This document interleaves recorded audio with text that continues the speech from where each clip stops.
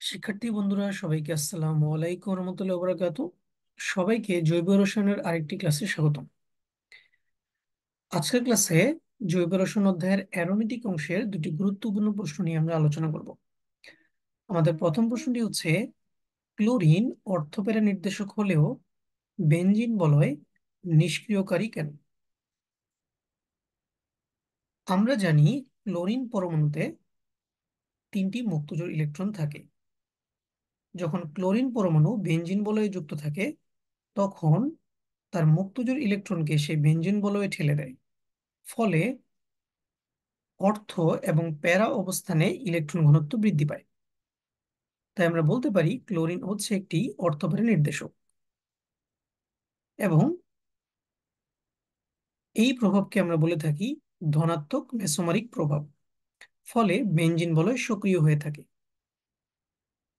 কিন্তু অপরদিকে আমরা যদি কার্বন এবং ক্লোরিনের মধ্যকার বন্ধনটি চিন্তা করি তাহলে আমরা দেখতে পারবো কার্বন পরমাণুর তড়িৎ ঋণাত্মকতা হচ্ছে 2.5 এবং ক্লোরিন পরমাণুর তড়িৎ ঋণাত্মকতা হচ্ছে 3। ফলে ক্লোরিন কার্বন এবং ক্লোরিনের মধ্যকার বন্ধনজোড় ইলেকট্রনকে নিচের দিকে টেনে নেয়। ফলে ক্লোরিন পরমাণুতে নেগেটিভ চার্জ সৃষ্টি হয় এবং কার্বন পরমাণুতে পজিটিভ চার্জ সৃষ্টি হয় এবং এই প্রভাবকে আমরা বলে থাকি ঋণাত্মক আবেশীয় প্রভাব এবং এর ফলে বেনজিন বলয় নিষ্ক্রিয় হয়ে যায়।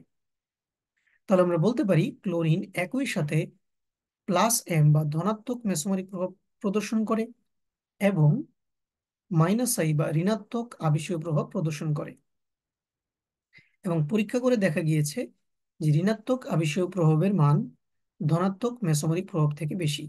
ফলে বেনজিন বলয় সামগ্রিকভাবে নিষ্ক্রিয় অবস্থায় থাকে।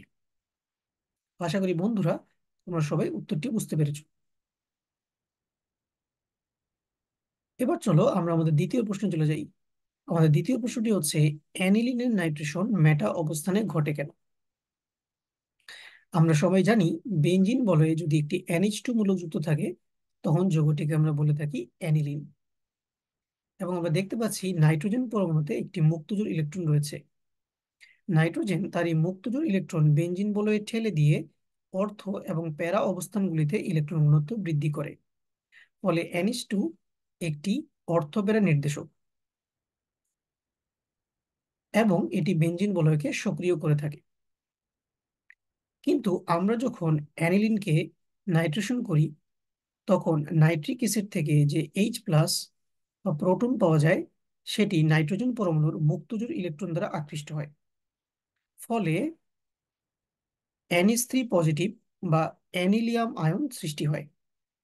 যেহেতু অ্যানিলিয়াম আয়নে নাইট্রোজেন পরমাণুতে ধনাত্মক চার্জ থাকে এই জন্য সেটি বেনজিন বলয় থেকে ইলেকট্রন ঘনত্ব কেড়ে নেয় এবং অর্থপ্যারা অবস্থানগুলিতে ইলেকট্রন ঘনত্ব হ্রাস করে।